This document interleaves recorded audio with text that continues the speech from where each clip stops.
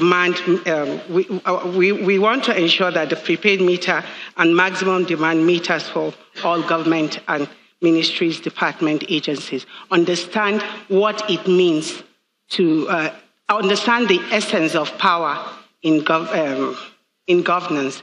So what we are upgrading the present level of power supply that we expand. We use innovation to also bring about the new systems of power diversification that we're trying to do, aside from the present one that we have, because we know that the megawatt is not enough for us. Thank you very much. Thank you. A candidate of the ACPN, the Ajaokuta Steel Company has got over $10 billion in the last 30 years. Now, what is your plan for this very critical infrastructure? The issue of Ajaokuta has been there for a very long time. And it has been fraught with corruption, serious corruption. And now a drain pipe to the nation's economy. Ajaokuta could have been one of the major big industry that could have set the stage for the progress and development of this country. Just last week, I think I read in one of the papers that the Senate has approved about $1 billion to be injected into Ajaokuta Steel Company, steel rolling company. Despite the several billions that has been sucked into it up to now, the government is not benefiting anything from it. I think what we do, what our government in power will do, is to look into the issue of Ajaokuta steel rolling mill critically, so as to be able to find a lasting solution to it. This is a major economic something for our nation. What we do is to advertise and for people to do a competitive bidding so that we can pick the best company that has the capacity to turn the industry around so that still the steel rolling mill can be brought back to life. Thank you very much, candidate of the YPP. The steel rolling mills in Nigeria are all, as it were, not working to capacity. And this is also a function of the fact that the Ajaokuta Steel Company has been down for several years after so much has been spent. What do you think is the way forward? Well, the way forward to fixing the steel industry in Nigeria is, initially I could remember I read about the plan to fix it, but I just don't know still what's happening, why it's not being fixed. But we intend to invest and bring in investors, because I know right now in Nigeria we have a lot of Chinese that are into business, but they're into that very business, especially in my northern part of the country. But we still need investors, and we still need to partner with local interested people to see how we can be also part of this business and how we can generate funds to go into this sector. And the second thing, I'm very sure I heard somebody talking about why the steel company is not working, it's still power issue.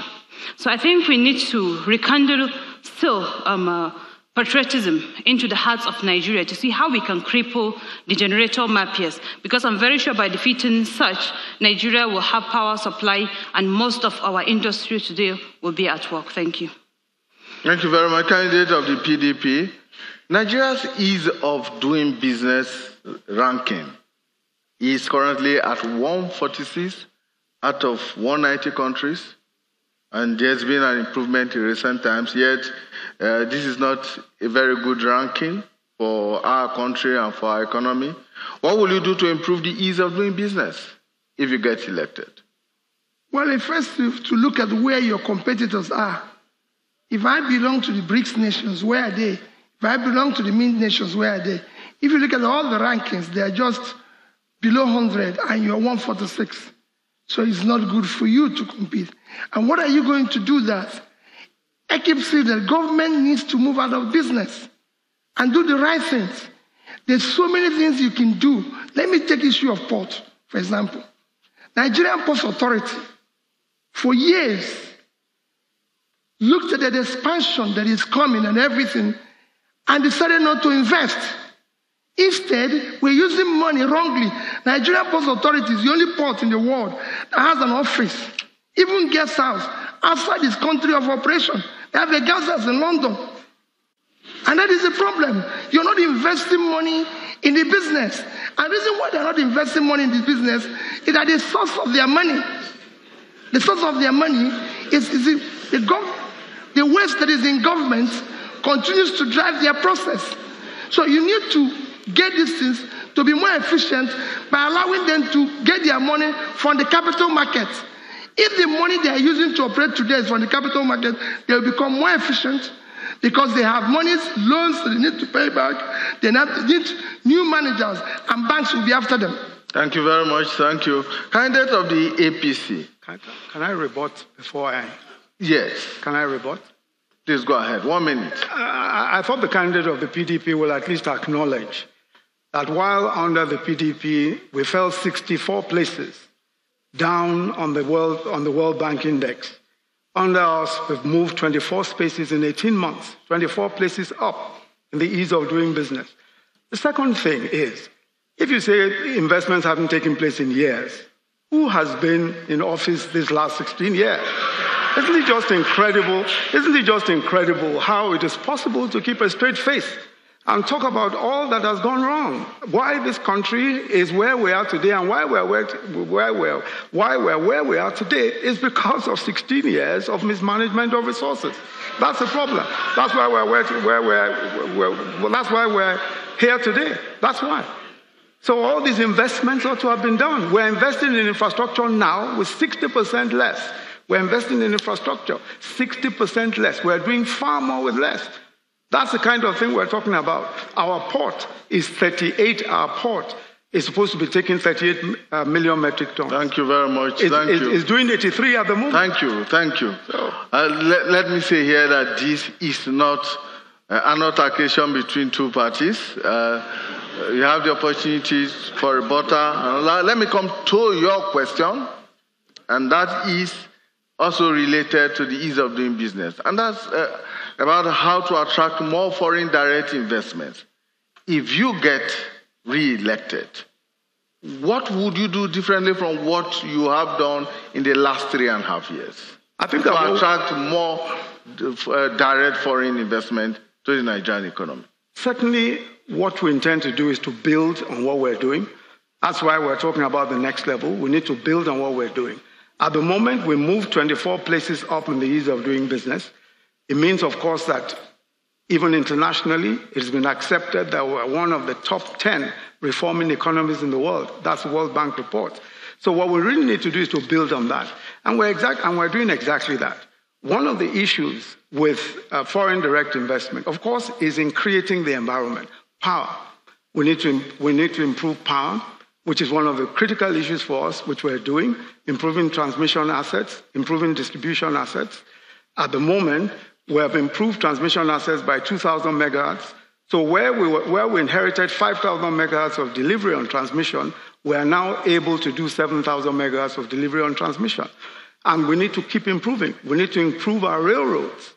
Because, for example, if you look at the Lagos-Kano rail, it starts from the ports, from the Apapa ports, so that goods can be taken out of the Apapa ports out into the hinterland.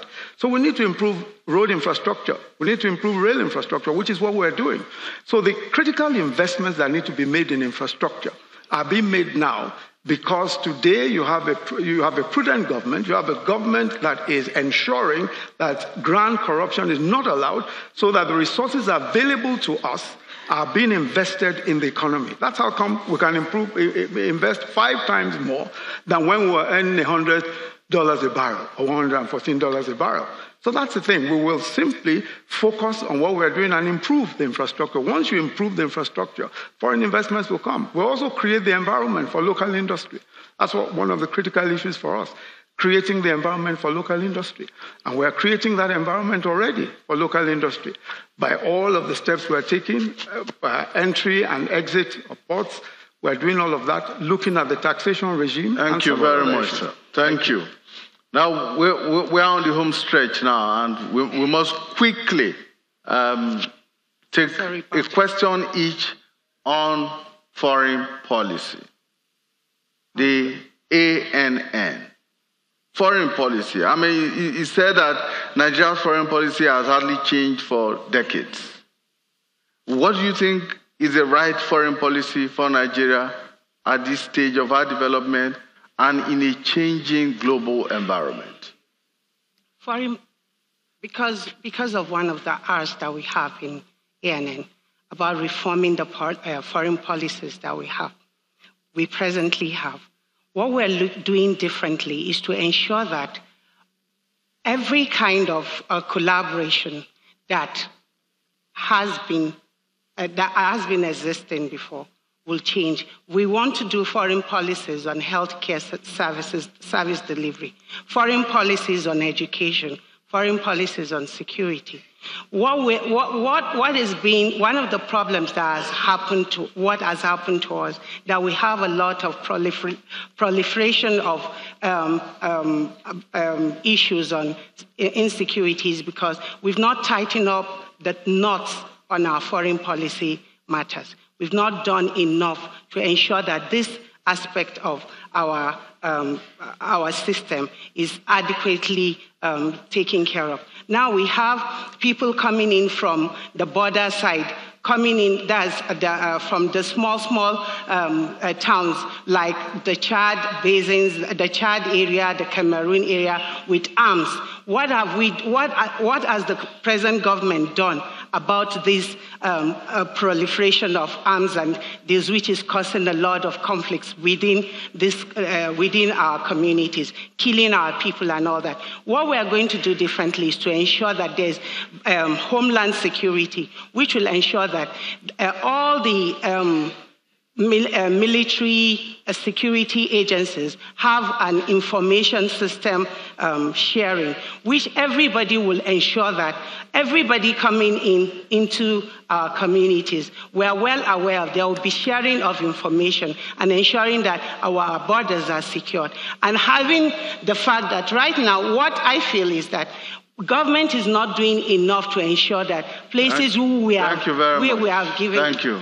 Candidate of the ACPN, what would be the foreign policy thrust of your government if you get elected? The foreign policy of the government of the ACPN would be one that will be of mutual benefit to our country and to the countries of the world. This is because the world is a global village. We tend to share advice, we share expertise, we share so many things together. What our government will do is that the relationship we will have with other people, especially in trade, will be the one that our country will benefit from. Then also in security, it has been very difficult for this country to get supplies of the required machinery to combat the Boko Haram menace and other security matters that we have that is staring our country in the face. We will ensure that we build our relationship with countries that have experts in all this machinery so that they will have confidence that the equipment they will be selling to Nigeria will be used for the purpose for which it was required. Then also we will have relations with our neighboring countries because we are brothers. Whatever is affecting Nigeria negatively will obviously affect countries like Cameroon, Niger, Chad, and other West African countries that are bordering the Nigerian territory. So to fight Boko Haram successfully and other insurgents, I think we will require collaboration of all these countries so that if they fight to a stage and the Boko Haram fighters are receding, there will be attack from other countries. Thank you. Things that cannot be done alone, we try and see how other countries do. Thank you very much. Candidate of the YPP. Thank you very much. Professor Kingsley Moghalu has served in the CBN for good 5 years, and his performance there can never be overemphasized. He was part of setting such policies that during his time, there was an economic meltdown that affected a lot of countries in this world. But Nigeria was not directly affected then due to the good work of his team.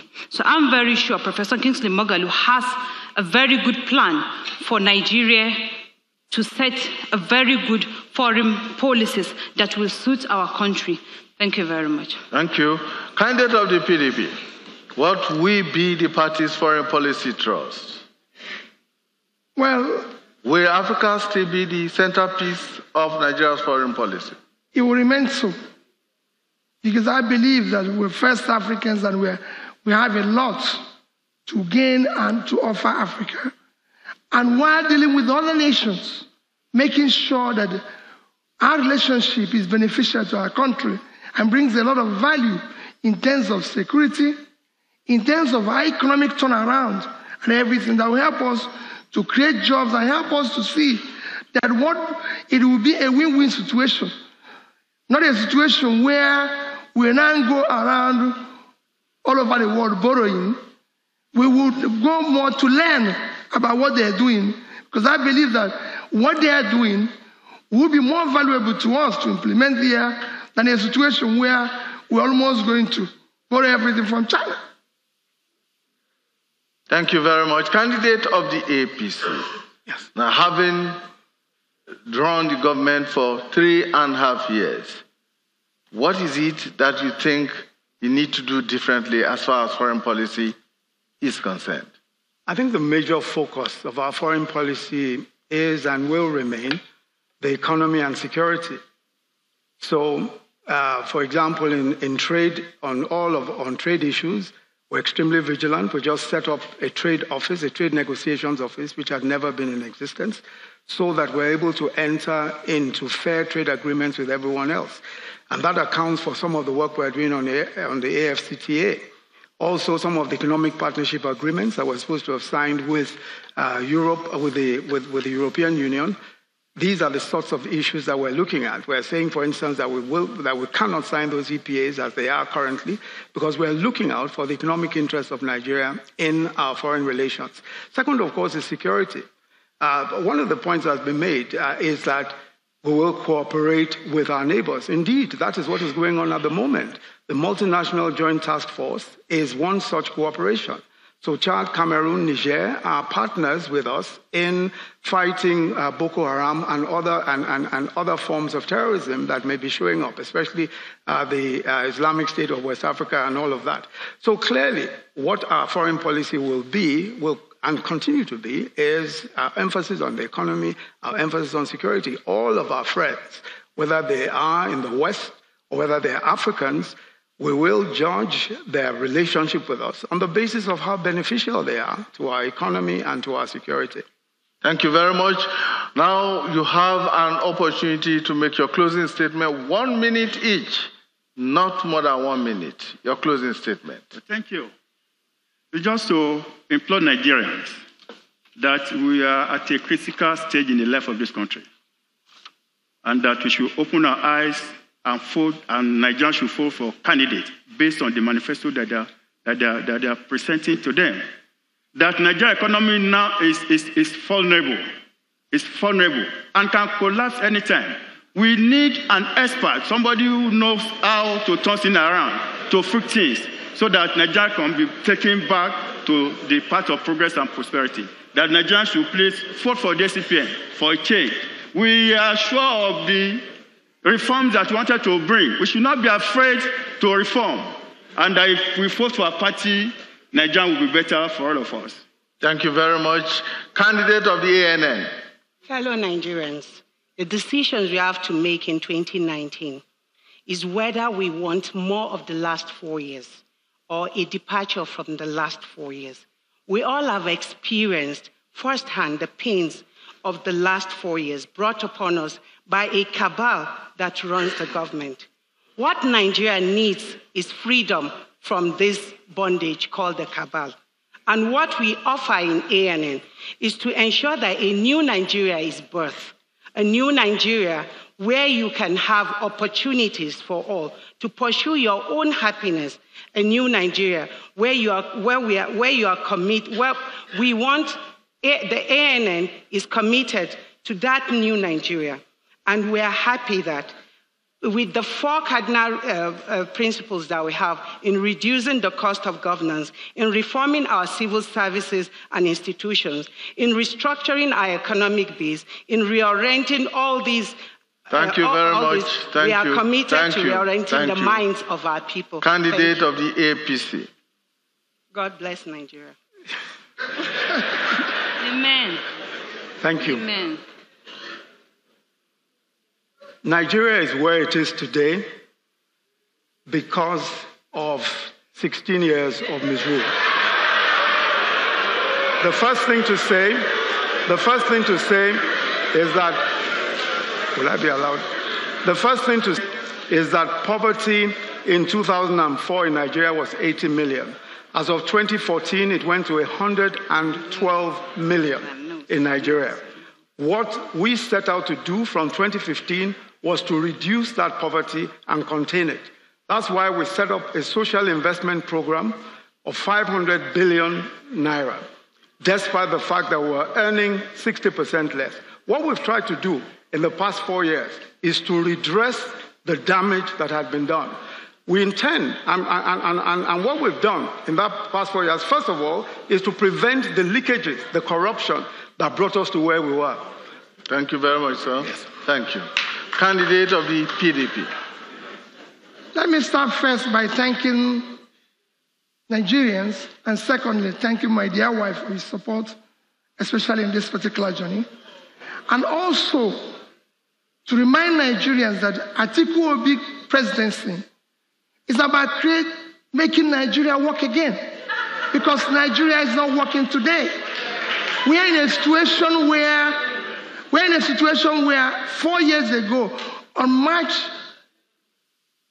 26, 2015, our president said to us, if I fail to deliver, choose your leader. The question is, have they delivered? Today, we have a situation where our president told our children that are drowning in the sea, they're on their own. Those children are not on their own. We will care for them. We will look for them. We will ensure that that vulcanizer who needs power gets power. Thank you very much. Thank you. Candidate of the White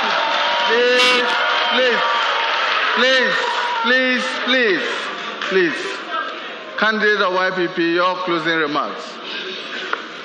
My fellow Nigerians, we have had a very long night. Please give our audience, please. You've listened to all of us tonight, and Nigerians are wiser. They are not the Nigerians of yesterday. I'm very sure you will judge who is here sincerely to offer you something new, to give you back your Nigeria. We are here today to call on the 84 million voters, which are mainly young women and men, to come out and vote for their choices. During 2015 election, we were left with no choice. But today, Gezo Magalu ticket is the option we're giving to Nigerians to come back and retrieve their Nigeria. Thank you very much. Thank you very much. Thank you. We'd like to thank all our candidates who have made it here today. The candidate of the Allied Congress Party of Nigeria, Ganiyu Galadima, thank you so much. Candidate of the Alliance for New Nigeria, ANN, Khadija Abdullahi Iya, thank you so much. Candidate of the All Progressives Congress, APC, Professor Yemi Oshibajo. Candidate of the People's Democratic Party, the PDP, Peter. And candidate of the Young Progressive Party, YPP, Umar Abdullahi Gesso. Thank you. We will now take the national anthem, and please, after the national anthem, we appeal to the candidates to remain standing behind their desks. The national anthem, please.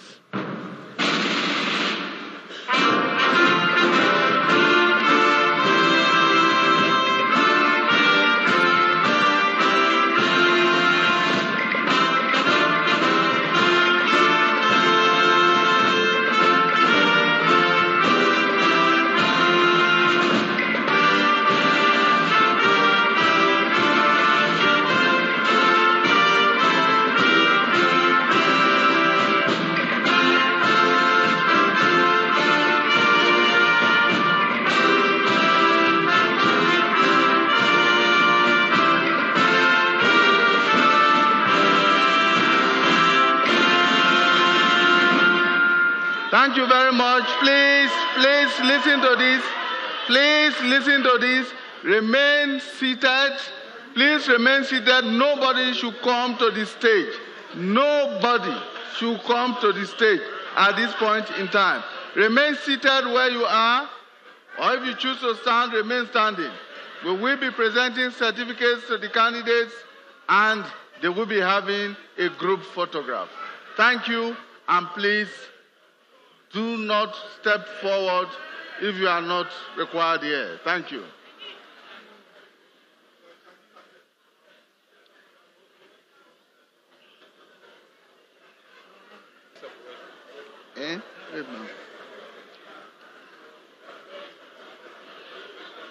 We are doing that in alphabetical order. First is the candidate of the Allied Congress Party of Nigeria, is the candidate of the People's Democratic Party, PDP, Peter Obi.